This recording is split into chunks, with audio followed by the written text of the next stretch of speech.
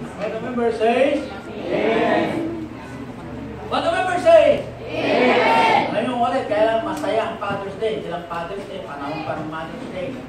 Pero number tayo ata ng Mother's Day, mas marami ang Mother's Day kasi yung Father's Day. Ilan ng mga fathers ito?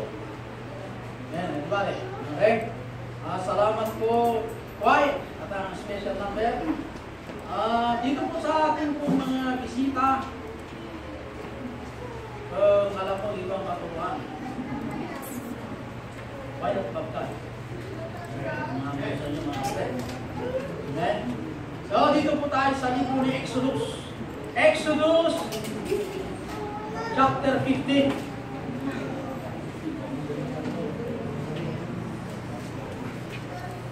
Exodus 15, verse 2. Isang talata lang po ang ating babasahin. At ako ang unang magbasa, kayo po ang pangalawa. Exodus chapter 15, verse 2. Ang sabi ko ng Bible, ako ang unang babasa, kayo ang pangalawa. The Lord is my strength and song, and He is become my salvation.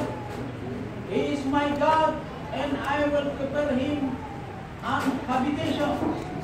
My Father's God, and I will exalt Him. Kaya kung mabasa ko, The Lord is my strength and song, and He is my salvation. He is my God. I will prepare Him an habitation. My Father's God, and I will exalt Him. ay ko'y manalangin.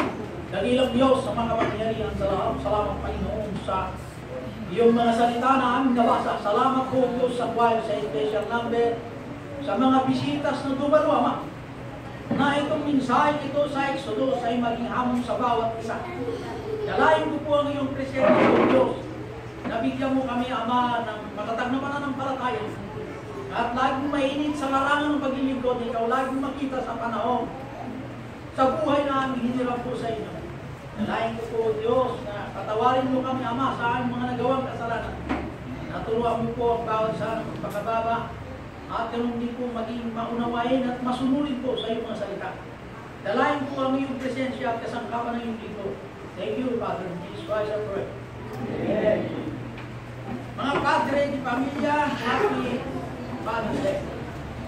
And I thank God and our brethren, o ating kapatid na si Brother Richard na po ay pamilya Singapore. At pagpera din ang kanyang pamilya ng Guaras family.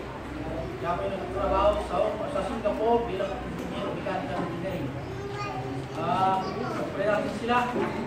At hindi lang po siya. Ang ating kapatiran sa Norway, under kay Sister Karen Peterson. Good morning, Sister. At ang ating kapatid na Sister Remy. At ganoon din po sa kapatiran ko dito sa Hong Kong. At at the same time in Singapore.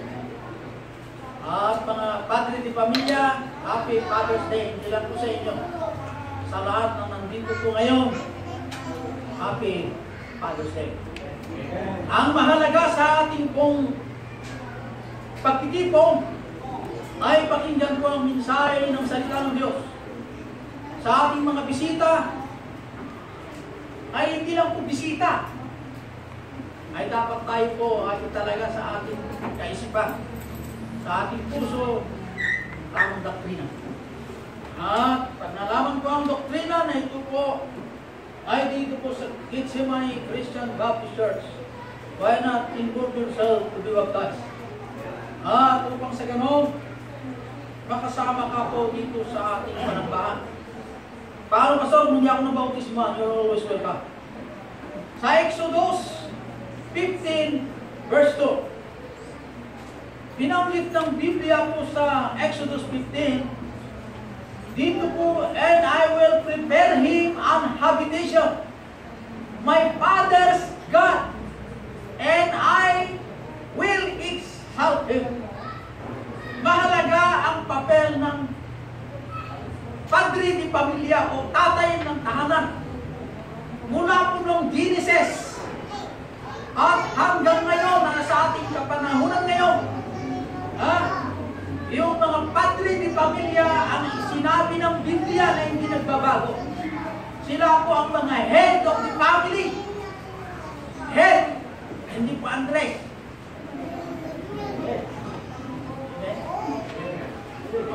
Mga bisisata. Hindi po Andres. Diba, brother Robert?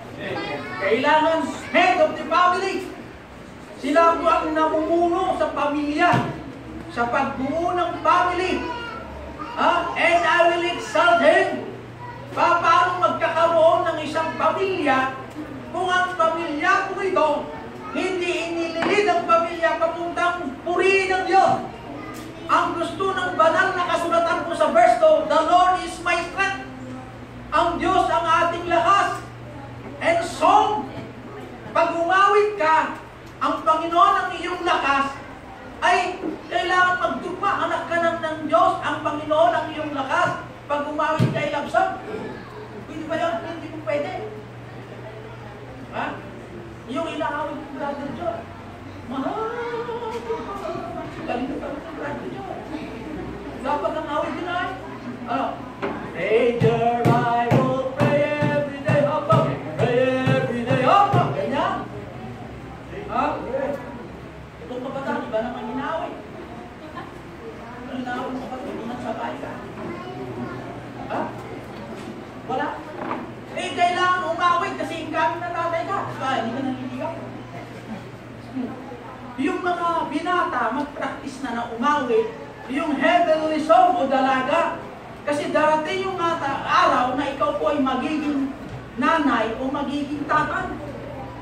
Na sa loob po ng ways ng Diyos ang pagtayo ng pamilya. Dahil kung ikaw ay tumayo ng pamilya na hindi po naayon sa ways ng Diyos, magagalit ang Diyos dyan. Okay? Kaya ang tatay, sila po yung dapat head of the family na ayon sa banal na kasulatan. Dahil ang mga ladies ay nilikha ng Diyos for the man, not for the man, for the lady. Ay, tandaan niya. Ang mga babae nilikha ng Diyos para sa lalaki, hindi ang lalaki para sa babae. Tandaan niya. Dahil ang mga ladies, sila po ang weaker vessel na nanggaling po sa ating ribs, mga lalaki. Kaya dapat nating mamahalin ang mga ladies. Huwag kang bumugbog, ikaw, mister. Meron ba mister na bumugbog ikaw? May bumugbog sa salita. Amen. Yung bumugbog na salita. Pag bumugbog ka, yung salita, dapat pagmamahal. Kasi ba yung mga yung salita tayo? Dapat ang mga head of the family maging encourageable. Nakaka-encourage sa mga misis. Ikaw naman misis, hindi mo pwede ikaw maging head of the family. Ang head ay ang lalaki ng padre di pamilya. Ang padre di pamilya dapat rin ano man ang decision sa family. Yun ang nasa Bible, nagkaranas na kayo na. Pero ang mga babae pa rin, ang nangunguna sa decision. Maglaba ka to. Magluto ka. Pwede ba yan? Tama yung katay? Inuutos ni Mrs. yan.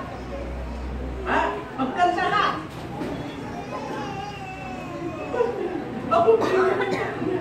Inuutos ka. Magkalsa. Magkalsa. Magsahin.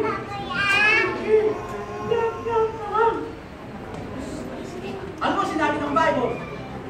Head of the family is the man. Bakit pa sorry, hindi pwede magluto? Pwede magluto, pero ikaw, hindi pwede gano'n. Ikaw, ako, ganyan sama mga lady. Sama sa mga lady. Kasi pag hindi sumunod si mister, yung lalaki naman, outside ko lang mukha. Doon ka sa bahay, doon ka sa kasi tira, sabi ni mister. Dahil sa gusto ni mister na ayaw kaaway, ayaw niya magkaaway kay mister. Kaya sunod-sunuran si mister, kaya Andres. kayo mga misis. Sumunod kayo sa sinasabi ng banal na kasulatan. Bulag na ang mga misis ang leader ng tahanan, magkakaroon po ng gera sa tahanan. Ano niya? Pag si mister ang lumaya, wala na tagal pa. Wala na tagal sa'yo. Wala na. Oh, iyak din si misis. Alam niyo, napakabait ang Diyos. Itinalaga ang lalaki na head of the family upang siya pang mamuno sa pamilya. Pag sinunod niyo pong sinabi ng banal na kasulatan, ang presensya ng Diyos ay sa pamilya. Kung susundin mo naman ang babae na siya ang leader, si Satanas ang nandun sa pamilya. O, sige. Ikaw ngayon ang leader, ayaw ka mamuno. O, paligid ka, paligid. Magsahid ka, magsahid. Umalansa ka, umalansa. Lahat susundin mo na. Ngayon, nasaan yung presensya ng Diyos ngayon dyan? Sige na. Dapat magkakaunawaan ang bawat isa. Dapat kung ano ang tinalaga ng Diyos na respetuin naman natin ang Panginoon. Kaya nga ikaw babae, o ikaw po misis, minahal mo ang iyong mister dahil unang minahal mo ay ang Diyos na nagdala sa iyo kay mister. Hindi mo minahal si mister dahil pogi. Di si pogi mo, wala ang pagkapogi yan. Minahal mo si mister because you love the Lord. Pag mahal mo ang Diyos, mamahalin mo kung sinong binigay sa iyo. Hindi rin pwede yun. May mahal ka sa salinuan, may mahal ka sa grande, may mahal ka sa hindi po pwede yan. Number 1 ka, number 1. Tatlong number 1. Hindi rin pwede ang mga lalaki gano'n. Ang sabi ng banal na kasulatan, pag number 1, isa lang. Kahit magbago ang kanyang mukha, kahit hindi naliligo yan, siya pa rin. Ganun yan. Kahit anong dalaga na yan, anong babae na yan, siya pa rin. Hindi pwedeng palitan. Bakit? Mahal mo ang Diyos eh. Iyon ang binigay sa iyo ng Diyos. Ipinananayan mo sa Diyos. Ibinigay sa iyo ngayon. Huwag ka rin pwedeng magsawa. Dahil ang Diyos hindi nagsasawa sa atin. Tama naman ako hindi magsasawa. Walang iyakan. Alam mo, ang Diyos hindi rin nagsasalita sa akin magsawa. Imbis na tayo po ay magsawa, hindi. Ang Diyos hindi rin nagsasawa sa atin. Wala sa atin yung magsasawa. Yung mga mukha natin, lang yung mga kapatid. Minsan, wala tayong hiyak. Makapal. Maganda sana kung makapal. Kung ano yung salita ay mensahe ng Biblia.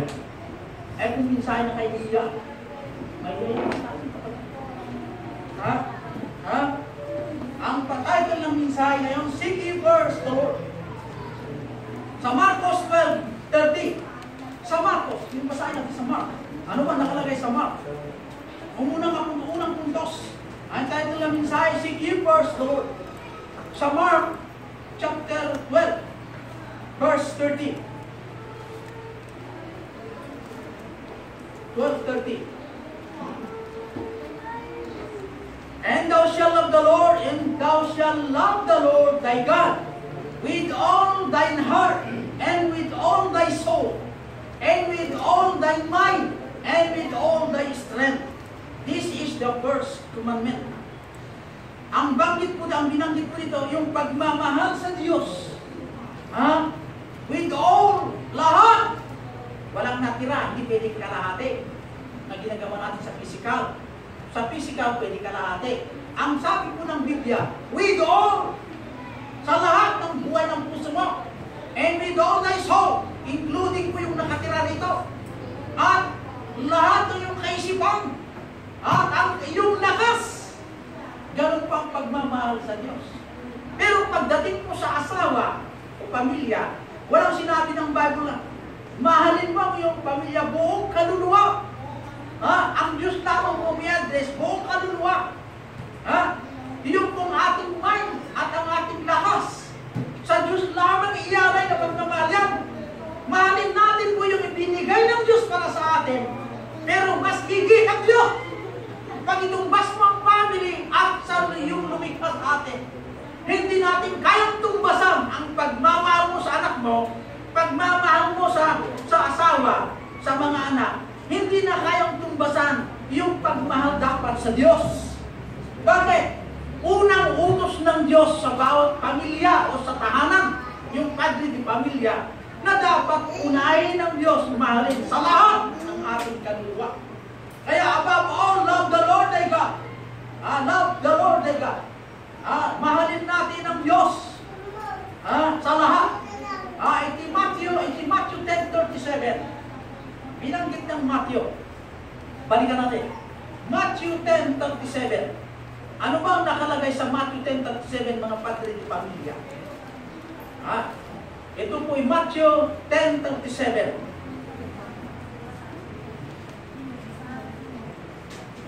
He that loveth father or mother more than me is not worthy of me. And he that loveth son or daughter more than me is not worthy of me. Yung mga anak na babae, anak na lalaki, kung mas mahal mo yung tatay at ang iyong nanay kaysa sa Diyos na lumikha, you are not worthy of the Lord. Maliwanag ko yan. Kaya kung ang pagmamahal ng Diyos ang basihan, kung hindi mo pwedeng po ikumpara yung pagmamahal natin sa asawa, sa tatay at nanay, yung pagmamahal na yan, hindi mo kayang tumbasan yung pagmahal mo sa Diyos na lumikha. Kasi sinabi ng banal na kasulatan, dapat natin mamahalin ng Diyos buong kaluluwa, buong strength, buong mind. Magkaiba yung pagmamahal natin, tandupan ng pagmamahal. Kaya I challenge you, tatay, yung pagmamahal na mayroon po tayo, higit ang Diyos. Tandaan natin yan. Kasi binanggit ko ang ating text sa 15 verse 2, my Father's God.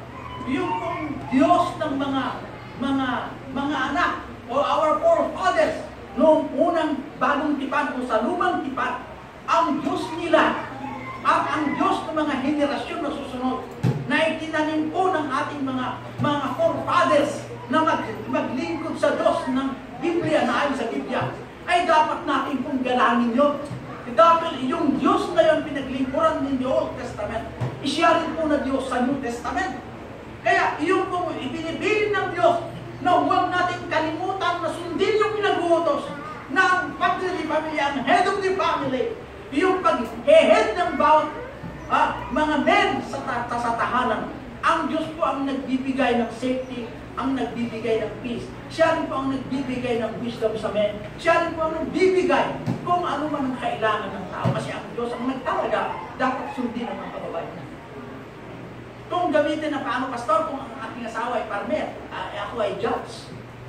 Mahina yung farmer, plano, pamilya. Tama, mahina kasi may pinag-aralan ka. Pero, rumispeto ka yung decision, yung farmer. Respetuin mo. Ang aking asawa, pwede magtayo ng bahay, ganito ang gusto ko. Si Judge yan, kung hindi, ganito ang gusto ko sa pamilya natin. Ikaw naman, yung natatay, sabihin mo rin yung gusto mo. Ang mga tatay, kilala rin nila ang sadisyon ng nanay. Pero ang last word ay mula rin po sa tatay. Kasi yung tatay, dapat manalangin din sa Diyos.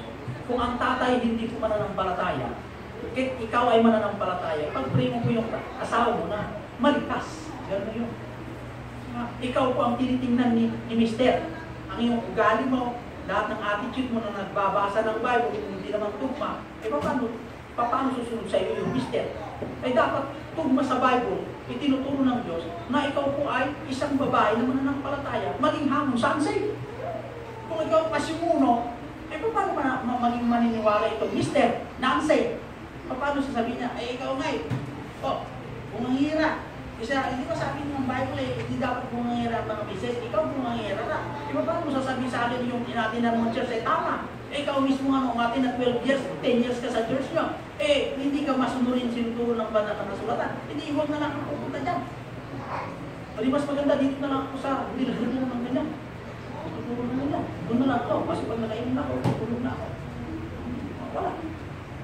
Alam niyo, mahalaga yung leadership ng mga men sa tahanan. Kaya yung mga anak na lumaki sa magitan ng gabay ng Diyos na ang ama di pamilya, ayun po ang kinikilala dahil ang Diyos po nagtalaga. Kaya ang mga anak, sila ay maging masunurin sa tatay. Hindi pa ang tatay ay stricto dahil pa ang tatay ay mapagmahal, kundi mahal nila ang Diyos, kaya sinusunod nila ang kanilang tatay. Ang tatay man ang magbagong ugali, ang tatay man ay Panibago ang kanyang mga trato sa mga anak. Dumating yung araw na gano'n. Kasi ang tao pabago-bago. Kung mahal nila ang Diyos, respeto nila ang kanilang pati. Ganon din ang tatay. Mahal nila ang kanilang mga anak. Respetuin din ang tatay ang kanyang mga anak. Dahil mahal natin po ang Diyos. Ang Diyos kasi ang ating pundasyon. You cannot bring these children in the sight of the Lord without first showing them a good example. Dapat ipakita sa kanila a good example na you are the father and you follower. Ha? Hindi mo pwede, hindi ka muna maging follower sa Panginoon. Ikaw muna magpakita ng good follower. Kaya, binata. Mahal kita. Mahal kita. Mahal kita. Una. Number one. Tapos sabihin mo sa anak mo, anak, pag magkasawa ka, isa lang ha. O nakita yung tatay, yung anak, matapos yung mahal mo. Hindi ka pwede yung tatay. Yung tatay na yun, dapat punta ng ugay. Pero ang masalamat tayo sa Diyos, mapagmahalan nyo. Mamahalin natin yung kaaway. Dapat yung mga misis, mahal na lahinin. Hindi yung mga misis, ay, mayas ka. Hindi ka pwede pumasok sa bahay ko. Kasi ikaw ay may tatlong ganito. Hindi ka ng solusyon. Pasunin mo si mister. Pagdating yung mister, kung kang asawa ko ganyan. Saka yung bali o granada. Patulugin mo, pakainin mo ganyan. Tapos, mister, yes, yan. Sunod mo nga. Kahit wala sa bahay mo, maglilipso ka na. Ano sa bahay mo dyan? Wala. Akin ang maglilipso sa'yo. Ikaw. Yan. Picture mo parang kumandir na ako palahat. Ikaw ngayon ang hepe ng police. Ikaw, dahil na nahuli ka. Dapat makulong ka. Dapat lumayas ka. Sabi mo na mga antibi ka. Ha? Hindi gano'n. Dapat encourage sa ka. Mister, meron ka tatlo, nahuli ko. Pero, yung tatlo na yun, dahil mo dito ako sa akin ko sila. Bakit ba? Para magkakasundo ko tayo. Yun na lang. Ikaw, misis, may asawa na ako ito. Asawa ako na ako. Ganyan. Share pa, gastuloy na eh. Kasi sabi mo ng bago, mahalin mo ang kaaway. Katulad pagmahal mo sarili mo. Yung kaaway, ibig sabihin, yung papatay sa'yo. Kaaway yun. Pero mamahalin pa sabi ng bago. Kung may kaaway dyan, kung nangala ng pagkain, ano yung lalo kung ganyan na hindi pa kaaway? Dahil ang pagmahal, doon lang natusok. Kaya dapat tayo magpagpagbat. Kasi ang Diyos, parang gano'n naman kasalanan sa atin. Meron naman tayong kasalanan sa Panginoon. Kung sabi ko ng Bible, kung paano mo magpatawad, gano'n dito ang Diyos sa'yo. Kung ikaw ay mainitid, gusto mo bang mainitid din ang Panginoon? Kaya ang dapat dito sa tahanan, magmahala na si Kristo ang pundasyon ng ating pagmamahal. Hindi yung mahal mo siya dahil maganda. Paano kung walang ganda? Alis na nakapunta. Mga kapatid, ha? Hindi mo pwede. God, di ba sa instruction naman? Ang sabi po ng tao, ang Diyos sa tao, lalaki. Ang sabi niya sa Proverbs chapter 4, verse 1. Hear ye children the instruction of a father.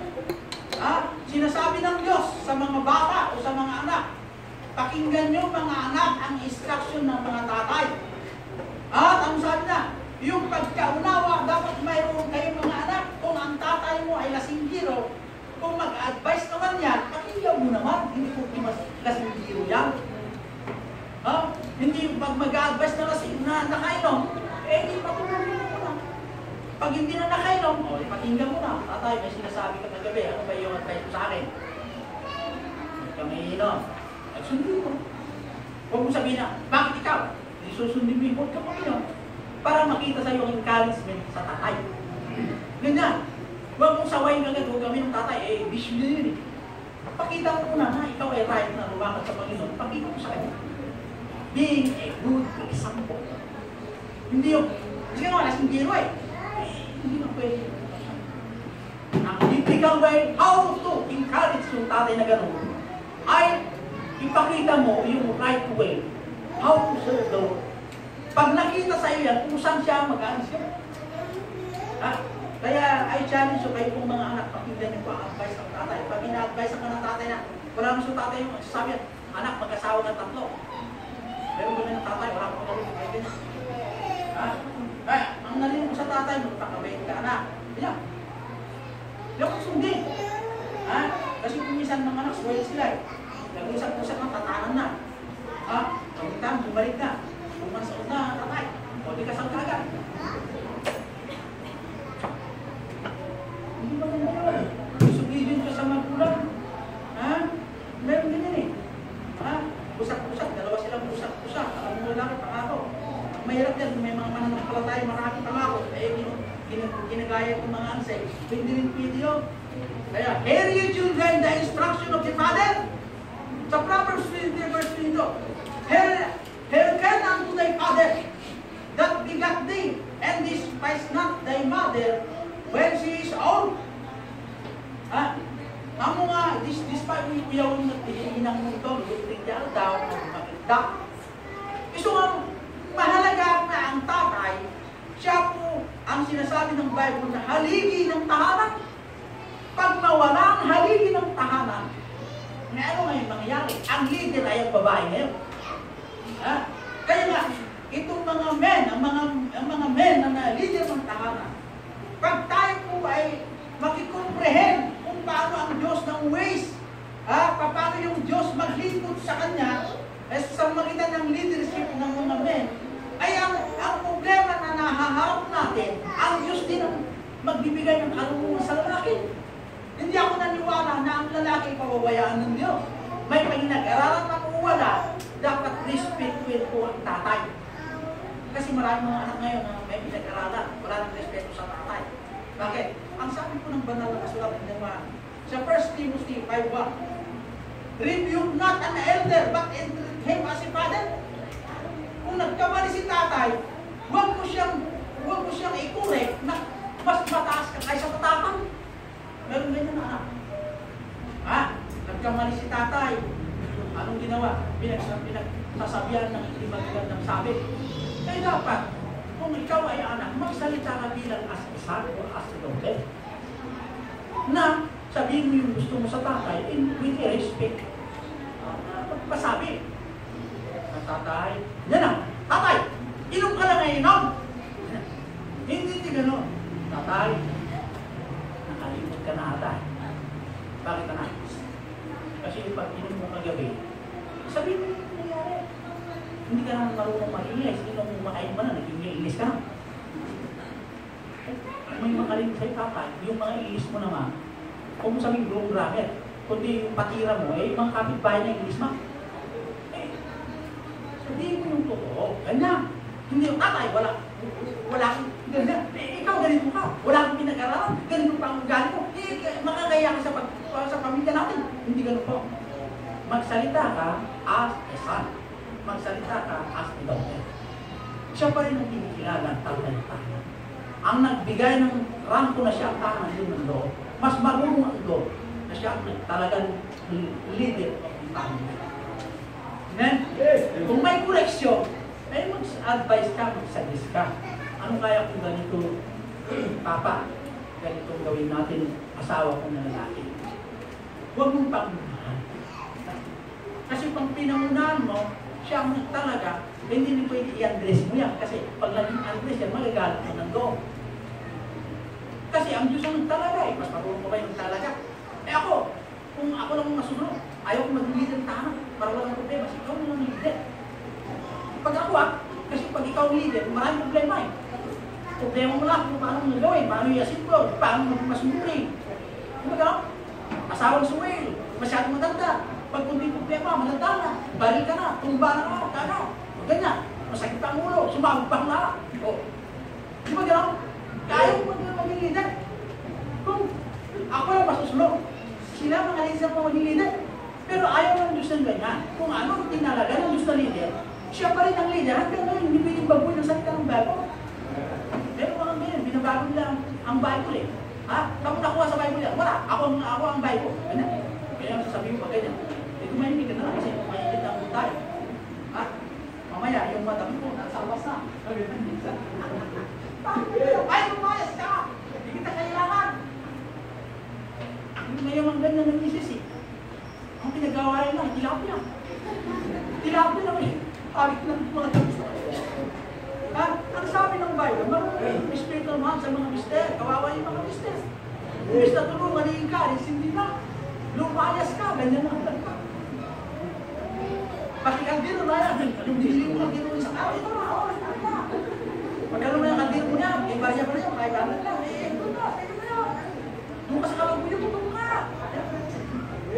Si Mr. naman, ayaw yung marinig yung ganyan. Sige, ako na, kasalanan ko, sabi ko, bakit mo kasalanan ko?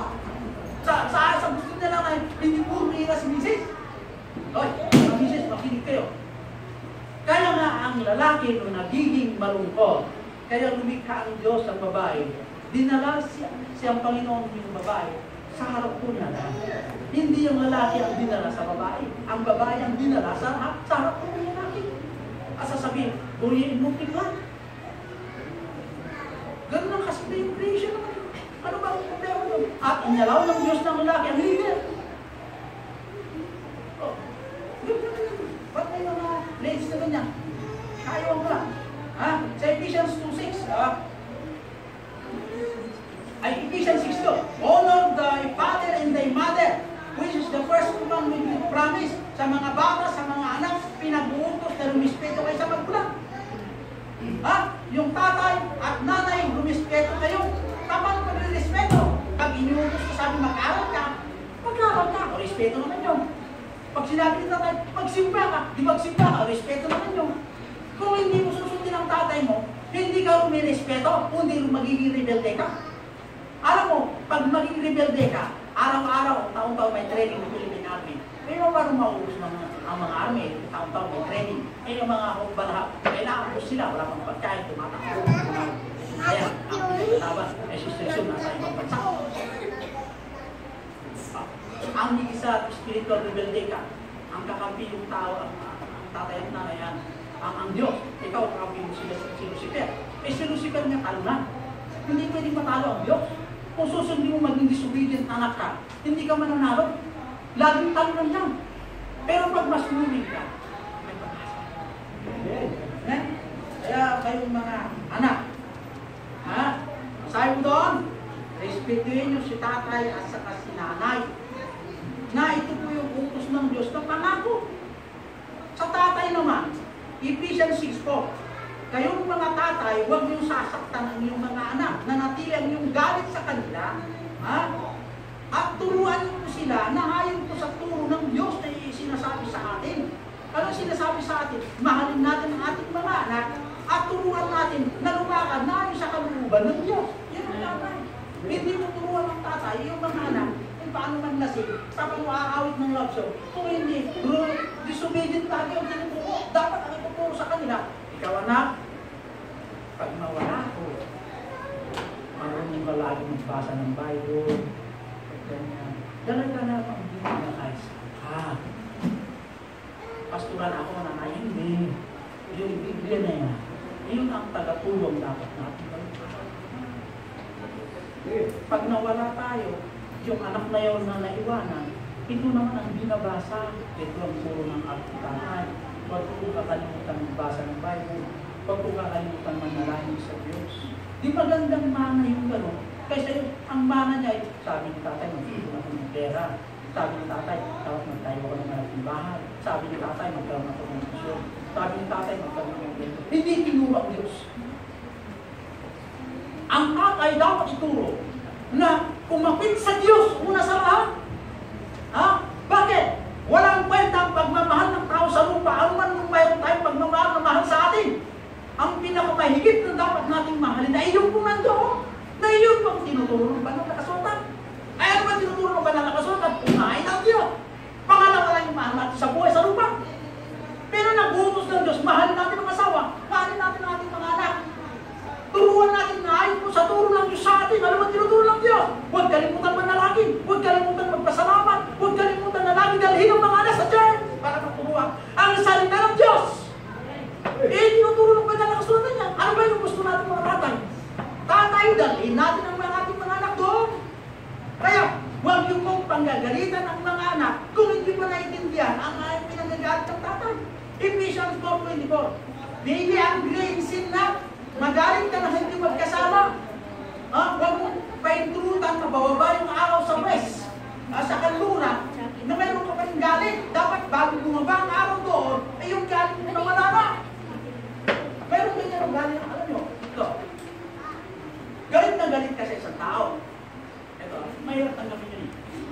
Lalo kung makita mo mukha niya, naku, bulgara. Yan, kumukulo ang aking dugo pag nakikita ang tao niya. Bakit? Maraming kasalanan yun. Kasalanan ng dalawa. Traido. Kasalanan ng berto. Hindi lang traido. Bungira. Ha? Hindi lang bungira. Ha? Sinasabi pa sa akin ako yung ganito, ganyan. O pangatlo. Hindi lang yan. Walang kwenta talaga yan. Bobo yan. Ang lima. Marami yung decide sa tao. Kaya pag makita ko malas ang araw ko, parang gano'n. Alam niyo mga kapatid. Pag ganyan ang ating ugali, trato sa kapwa, ano naman sa relasyon mo sa Diyos? Kung sabi na ko sa atin, ito, makasalanan ka rin. Minuto-minuto, may kasalanan ka sa akin. Minuto-minuto, ako magdumi. Gabi na Diyos sa'yo, sa atin. O, kung paano ka magtrato sa iba, ganoon din ang susukan ng Diyos sa'yo. Eh ano ngayon? Kaya nga dapat magmahalan. Okay? Magmahalan ng bawat isa. Iyon ang pinaka-the best na remedy upang yung kagalakan ng pagpaparan ay buhos ng Diyos, hindi lang sa'yo, kundi yung kaaway. Bira kasi yung physical na kaaway. Pare. Pagdating sa election, boto mo nga, o pare. Ang tayo, pagdating sa boto, hindi ako pinutos. Ganun ako. Patay doon ka pare. Yung binibigay ko sa yung pera, hindi ka kita ng 2,000, pagbigas mo 1,000, painom natin. Ang kahit ko ng boto mo, hindi ko ako makabinutos. Galit na galit ka, ayaw ko makita kung ba mo lumayas ka. Botox lang ang dahil naman. Botox yung boto niya ng isa. Dahil lang doon ay magkakaroon ka ng kasalanan. Doon, kung may kasalanan man siya, huwag mong idamay sa Diyos. Trato sa akin. Mamahalin mo pa rin yan in the extent that you are Christian by doing a good example to him or to her. Kaya bilang pamilya, upang tayo pagpalain ng Diyos, manatili pa rin tayo yung ina-advise ng Diyos mula sa tatay. Ang anak masunurin, ang asawa ay masunurin, nagkakaisa. Pag dumating ang kaaway, buong pwersa lalabang sa kaaway. Pag dumating, sino yan? Ako si demonyo. Tapukin mo rin ang langit. Panginoon, dito si demonyo. Ay, demonyo, kalis ka. Lumalas. Kasi nagmamahalan ng buong pamilya. Eh, paano yan? Nandito ako si demonyo. Yung isang anak, lumayas. Yung isa, sa batista. Yung isa, saksi. Yung isa, walang naiwan. Kanya-kanya, bagulo sa bahay. Kaya nga, ang sabi ko ng banal na kasulatan, kaya magmahalan ng bawat isa. Una, mahalin natin ang Diyos. Pangalawa, mahalin natin ang tatay at nanay.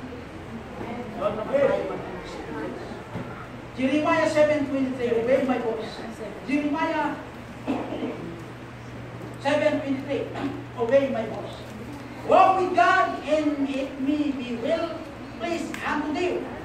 Walk with God will not put disease upon the Exodus 15 verse 26. Na ako Diyos, ang Panginoon, hindi ka bibigyan ng sakit. Kung unahin mo ang Diyos. Dahil pag inuna mo ang Diyos, iyong sakit na dumating sa iyo, tatanggalin ng Diyos. Dahil kinakailangan ka pa ng Diyos sa kanyang ministeryo. Ipupos po ng Diyos ang pagkaganyan natin. Dahil kailangan pa ng Diyos ang buhay natin kasi ginagamit po tayo sa ministeryo na. Ang mahirap yan kung hindi ka ginagamit. Hello? Obey my voice. Walk with God will put away from all sickness na ayon sa Deuteronomy 7:15. Kaya, kailangan po tayo maging masunurin. Kaya hindi tayo pwedeng lumapit sa mga graven images. Yung mga apo Diyos, mga Diyos-Diyosa. Dito sa Deuteronomy 7:25 down to 26. The graven images of their gods shall be burned with fire, shall not desire the silver or gold that is in them, nor take it unto thee, for it is an abomination unto the Lord thy God. Kaya yung kung sumasamba sa Diyos, sumugin. Hindi gawin sa mga say, sumugin yung mga Diyos. Tama akin lang ating punit yan. Kaya yung sumugin na sa libuto, binatang ko 10,000 na. Ito sumugin yan. Pag namin siya na ita, bayaran mo ganyan. Pero pag nalaman nila ang katotohanan ng banal na kasulat, sila mismo magtatanggal. If you bend your heart to the word of God, sila mismo magtatanggal.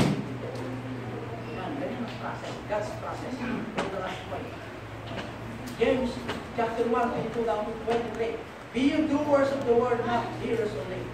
Mga mananampalataya, mga nanay, mga tatay, ahan lang po yung paggawa, hindi lang sa maging na pagkinig sa salita ng Diyos kung dapat natin gawin. Pag sinabi ng Bible na ang tatay dapat rumispeto naman kayo. Pag sinabi mga bata, pakinggan niyo po ang instruction ng mga tatay at nanay, makinig kayo. Hello? Amen? Maraming mga bata ngayon. Okay? Pag sinabi ng tatay, ikaw anak, dapat maging masunurin ka. Ikaw maging kung sa mga bulas, masunurin. Matigas na ulo ng anak ay nanggaling mo sa kaaway. Kaya, be ye doers of the word, not hearers only. John 17, verse 4. Ni Jesus Christ, he finished his work. Tinapos niya ang kanyang condition sa lupa. Ang bawat mananampalataya, mayroon tayong mission sa lupa, kanya-kanya mission. Okay? Yung bawat isang may kanya-kanyang mission. May mission na nag-business. Pero sa Diyos din na nirbihan, maganda. Ang mahirap yan, may business ka, sinasabi mo, hindi ko pwede yan. Pag mag-business ka, puro ka man, opisina ka man, ano pang trabaho mo? Sinasama mo lagi ang iyong partner ay ang Diyos. Ang ating kapartner sa ating buhay, araw-araw, ay lumikha sa atin. Kasi ang lumikha sa atin, hawak niya ang ating buhay, hawak niya pa ang ating kalusugan, hawak niya pati si kamatayan. Walang tintin po sa Diyos yan. Lahat na kaaway natin sa mukhang katawag ito ay hawak ng Diyos. Kaya ang Diyos pa rin ang ating kakapitan. Sino kami ang Satanas? Wala. Kaya, kung anong sinabi ng banal na kasulatan, be doers of the word, not only hearers, dapat tayo po maging masunurin. Wala nang problema pag tayo masunurin. May problema ba kung kapatid? Ang pag-anak na masunurin, magtatapos ang pag-aaral. Pag suwayin na anak, hindi pa natapos ang pag-aaral, ay dalawang anak na. Kasi hindi masunurin. Huwag natin kalimutan kayong mga kabataan, maging masunurin sa magulang. Kayo po mga padre de pamilya, maging masunurin sa Diyos. Kayo mga mister, sa mga misis, masunurin kayo ang inuutos ng Diyos ng head of the family, Mr. Husband. Sana wala akong marinig na misis sinisigawan si husband. Sana wala akong marinig. Kasi may nagsasabi sa akin yan, masyadong misis ko buwan yan. Kaya nga, huwag yung susundin nyo. Wala rin kayong mapupunan pag kayo po yung pumanira. Dahil nalabanan niyo ang Diyos, sabi ng Diyos, hindi mo kaya ang Diyos. Yan. Kung ano ang tinalaga ng Diyos, we should respect. Alam-alam sa Diyos. Okay, amen? Tayo po manalangin na bilang Diyos, ang mga mangyarihan sa tanghali nito ng insay na yago Diyos ng amen. Nang tinalagaan na bilang Ama ng Tahan. Amen. Na siya po Diyos ang inyong binigyan ng karapatan to family worshiping day. At ang mga women to be the subject of the wife, to be the leading, one of the leading of the family, na siya hindi po siya ang namumuna kundi ang kanyang asawa ng lalaki.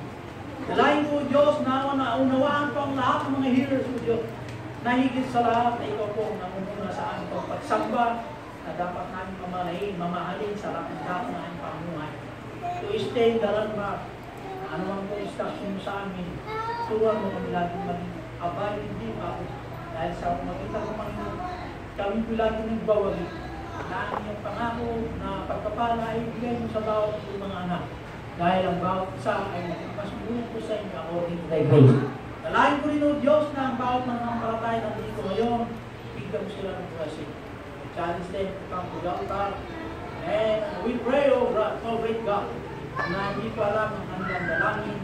Hindi ko lang ang Diyos na sila po ay may problema o mayroon silang hingin sa inyo. I challenge the members, I challenge the visitors. When it comes to the altar, magkaisa sa panalangin. Ano man po yung mayroon kang problema, why not ituro mo sa Diyos ang yung problema. At tayo po magkaisa, magtulog na manalangin upang sa gano'n ang Diyos ipakinggan sa ating panalangin. When it comes to the altar, mga men upstairs, mga women downstairs, mga bisitas po namin, alam ko na there's a reason why you come to the altar. When it comes to